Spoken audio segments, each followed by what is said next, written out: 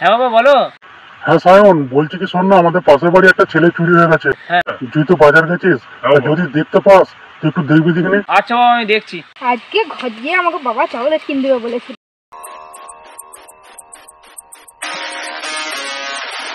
কিরে, সকাল থেকে একজনকেও পেলি না? হ্যাঁ বস, একটা মুরগি পেয়েছি, খুব শিগগিরই তোমার কাছে নিয়ে যাচ্ছি। ঠিক আছে, তাড়াতাড়ি নিয়ে আয়। এটার দামটা একটু বেশি দিতে হবে। ঠিক আছে। এটা হচ্ছে মোক্ষম সুযোগ ওকে নিয়ে যাওয়ার। যাই, আশেপাশে কেউ কোথাও নাই। আরে বাবু, কোথায় গেছিলে? পড়তে?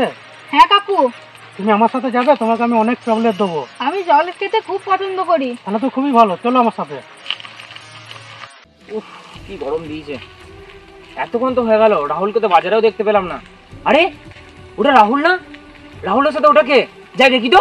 রাহুল, এ রাহুল, রাহুল দাঁড়া, এ রাহুল দাঁড়া, এই দাঁড়া বলছি, তাহলে তুমি এক্ষুনি গুলি চালিয়ে দেবো। আরে তোর তো বন্দুক আছে। রাহুল তোর কিছু হয় না তো? না কাকু, আমার কিছু হয়নি, আমি ঠিক আছি। দাঁড়াও ওকে আমি দেখছি।